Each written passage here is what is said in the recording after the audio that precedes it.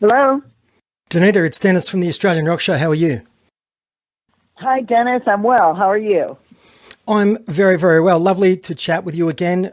We had you on the show nearly 4 years ago, ahead of your 2016 Australian tour. I asked you then about the possibility of the reunited lineup recording new material, and your response was, maybe after Australia we'll kind of talk seriously about making some new music, but no promises. I don't know if that's going to happen. We all have to feel it or not. We're either all in or we're not. Obviously, with the release of Scatter the Rats last May, there was enough unity and drive within the band to enter the studio again. I guess aside from the Pledge Music debacle, was this a rewarding album for you to create? Yes, it was. I think we got,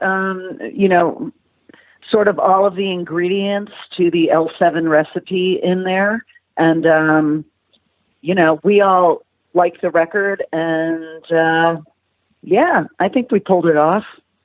Some listeners may not know that the Scatter the Rats was pretty much fan-funded, but then Pledge Music went bankrupt. So that meant huge problems with receiving payment and manufacturing the record. Enter Blackheart Records, who stepped in and ensured the thing got pressed and out there into the hands of L7 fans. So 3 cheers for Kenny Laguna and Blackheart. Yeah, Blackheart came through with manufacturing and distributing, which was amazing and great. The band did take the hit with the mailing costs of everybody who ordered the album through Pledge. So, and at the time when we did the mailing, postal rates jumped; they went up. Mm-hmm. So it cost quite a bit of money to mail that out. But it's sort of a wash. It was a break-even situation. So, it was just a time-consuming thing, most of all, and also that's our reputation on the line, and those frauds screwed over our fans. They not only screwed over us, but they screwed over our fans and other bands as well, and their fans. So it's like these frauds, who are getting away scot-free, sadly, I hope it didn't tarnish our reputation. We really kind of tried to go above and beyond to help smooth the rough spots with our fans, but it was very challenging. The whole thing the creative part was great. The Pledge Music was a total bummer. I think fans are just happy to have new product, in their hands. And may I say right off the bat that Scatter the Rats, I think, is an album which can sit proudly in the L7 catalogue. Great riffs, a record which for me shows the band remaining true to its roots. And I guess further to that, I read a quote of yours on the Blackheart bio, which to me says so much. And I quote, I think it's good for people to enjoy a meat and potatoes rock band for a change. We're not rocket science, we're rock and roll, and there's value to that, and we do it pretty well. So if you want to rock, come on back to L7. Hear, hear. Yeah, I mean, listen, we're meat and potatoes rock, but that's, and I mean that in the sense of some of my favorite bands, they play a wide array of musical styles, in the sense of we're not just a heavy metal band, we're not just a punk rock band, we're not just a pop band. We feel the freedom to play whatever we want to, because no matter what we come up with, it ends up sounding like L7 anyway. It's even if I'm I think I'm going to write a slow ballad or something, and then it ends up sounding like L7. So it's there's something to be said for that, and that's what I mean by a meat and potatoes rock and roll band. Because I think that there's a side of cream spinach in there, and also maybe some Brussels sprouts. Donita, we opened the show with the glorious Stadium West. How did that track come to fruition? I wrote that song really quickly, and it was sort of, and it's a little bit lyrically, it's just sort of, I feel like there's so much of a beat down from shitty things happening in the world, and I think that we've all felt very powerless. And Stadium West, to me, is a song about taking that power back, and we are the threat. and you better watch your ass, because we're not letting you forget. We're not forgetting what you out there, and you'll have your comeuppance at some point. So that's what that song means to me. Even though the video's really fun and cool, and it's a very jaunty track, like lyrically for me, it's threatening, and I mean that threat. So yeah. There are a couple of very cool Donita Sparks tunes on this new album, being Fighting the Crave and Prototype. You and Susie have been collaborating since the mid-1980s. Was it apparent early on that there was some songwriting magic between the two of you early on? You know, Rick and I, we work very well together. And, yeah, from the get-go, you know, when we decided we wanted to be songwriters and we wanted to sing in the band, you know, because when we first got together, we were just doing covers, you know, and as time, you know, we were like, no, we want to, you know, we want to sing and we want to write our own stuff. And so we were just baby writers. We weren't babies in age. Like we were like in our mid-20s, but we were just kind of starting out as songwriters. So, you know, our first songs aren't so great, but we got better as time went on. And I suppose I wish I had started writing when I was like 16 or something, but we didn't really start writing until, you know, like 23 or something. I like all the material on Scatter the Rats, yet one song called Holding Pattern is a definite highlight, a tune which I would describe as quite uplifting. You know, Holding Pattern I wrote quite a few years ago, and it never got released. And it was I wrote that song when I was very stuck and in a bout of depression. And it's the lyrics in that song, I'm literally giving myself a pep talk, you know, like, and I think it's a sentiment that a lot of people can relate to, like, you know, forcing yourself to be proactive, because, you know, when you've got the blues, you've got the blues, and like, it's very hard to get stuff done. It's hard to be a salesperson for yourself, you know, because so much of being in a band or being in show business, you've got to sell yourself, and that's a fucking pain in the ass, you know. And we're not all good at it. I'm not a good schmoozer. I'm not a good salesperson. I you know, I didn't know that was part of the gig, you know. And so for someone like me who's not very good at that, it can get really depressing.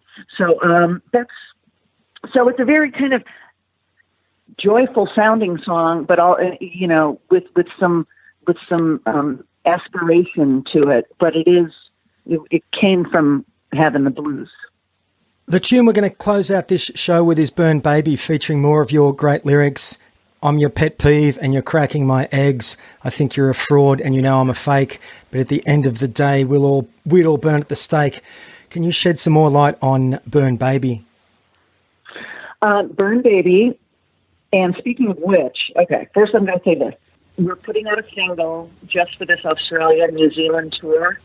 And side A is 07 covering the Joan Jett song Fake Friends. Great. And Joan is makes a guest appearance on it.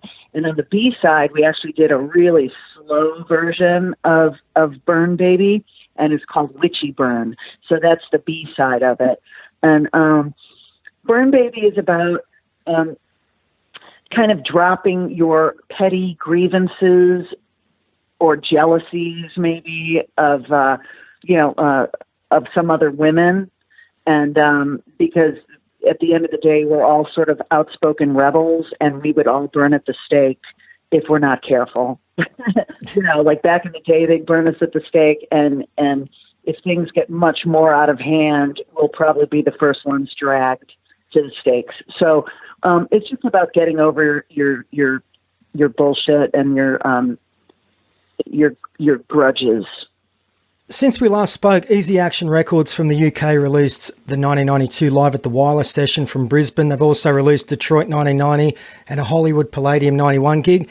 How important is it for you to have archival recordings like this come to light? Fans seem hungry to devour old recordings, don't they? They do. And, listen, this guy Carlton, who runs Easy Action, is such a great guy.